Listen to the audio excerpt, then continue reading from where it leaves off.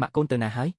គាត់ទៅផ្សារទិញឆ្អឹងជំនីជ្រូកទៅបេសកកម្មមួយអាទិត្យយប់នេះចង់រំងាស់ស៊ុបឲ្យប៉ាញ៉ាំមានតែម៉ាក់កូនទេដែលយកចិត្តប៉ាលើកនេះទៅពេលកាំងផងលៀនចូលផងដល់អស់3ថ្ងៃហត់ចង់ដាច់ខ្យល់ហើយប៉ា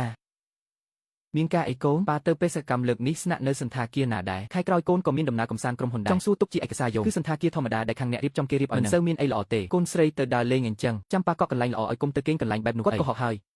តែខ្ញុំមិនបានសួរដេញដល់បន្ទប់ខ្លួនឯងវិញខ្ញុំក៏បើកទូរស័ព្ទចូលមើលកាន់នីកាតរងរបស់ប៉ាខ្ញុំចុចមើលប្រវត្តិទូទាត់កាត់អន្ទានកាលពីខែមុនថ្ងៃទី14ខែមុនត្រូវនឹងថ្ងៃបុណ្យនៃសេចក្តីស្រឡាញ់មានការចំណាយ 23,000 ទទួលប្រាក់គឺហាងគ្រឿងអលង្ការ Tiffany Co ប៉ុន្តែថ្ងៃនោះកាដូដែលម៉ាក់ទទួលបានច្បាស់ណាស់ថាគ្រាន់តែជាផ្កាឈើលេបពណ៌តម្លៃ300 យ៉ូនថែមទាំងយកវាទៅដាក់តាំងនៅបន្ទប់ទទួលភ្ញៀវយ៉ាងមានក្តីសុខទៀតគាត់ថែរក្សាវាយ៉ាងល្អចំណែកប៉ាអង្គុយលើកៅអីមិនដឹងស្រាប់តែមានសំឡេងបើកទ្វារពីខាងក្រៅគឺម៉ាក់ត្រឡប់មកពីផ្សារវិញហើយ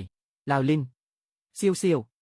ចេញមកជួយយូអេវ៉ាន់ម៉ាក់បន្តិចមកសំឡេងម៉ាក់ពោពេញដោយក្តីសប្បាយរីករាយខ្ញុំដកដង្ហើមធំរុញទ្វារចេញទៅក្រៅទិញអីច្រើនម្លេះមិនធ្ងន់ទេអីម៉ាក់លើកក្រោយចាំកូនមកពីធ្វើការសិនចាំទៅជាមួយគ្នាម៉ាក់ខ្លាចកូនហត់ណាស់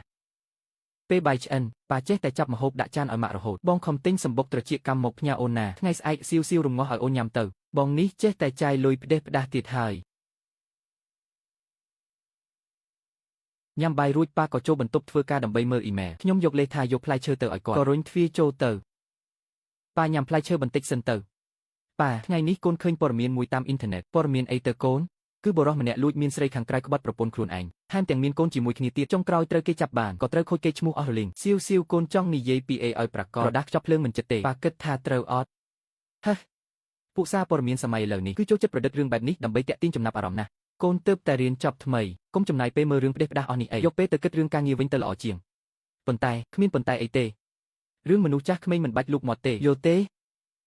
ខ្ញុំសម្លឹងមើលគាត់ក្នុងចិត្តមានអារម្មណ៍អស់សង្ឃឹមយ៉ាងខ្លាំងកូនយល់ហើយថ្ងៃបន្ទាប់ជាថ្ងៃចុងសប្តាហ៍ប៉ាត្រូវទៅធ្វើការថែមម៉ោងនៅក្រុមហ៊ុនតែគាត់ចេញផុតខ្ញុំក៏ហៅតាក់ស៊ីជិះទៅសន្តាគារនោះភ្លាមសួស្ដី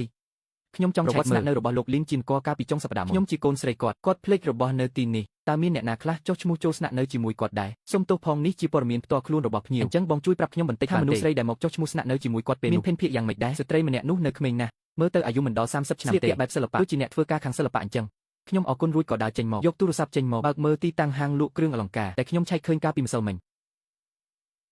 សួស្ដី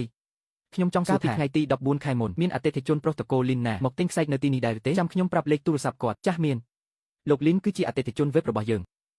ថ្ងៃនោះគាត់បាននាំស្ត្រីដ៏ស្រស់ស្អាតម្នាក់មកជាមួយទិញខ្សែពេជ្រពេញ Limited Edition ប្រចាំរដូវកាលយើងទៀតផងតើបងដឹងទេថាស្ត្រីម្នាក់នោះឈ្មោះអីដូចជាឈ្មោះស៊ូឈីងលោកលីនហៅនាងថាឈីងអ្នកទាំងពីរមើលទៅស្រឡាញ់គ្នាណាស់ស្ត្រីម្នាក់នោះថែមទាំងប្រាប់ថាខ្សែនោះថ្លៃពេកនាងមិនយកទេតែលោកលីននៅតែចេះទិញឲ្យនាងតតែបាន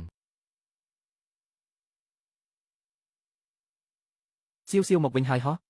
ថ្ងៃត្រង់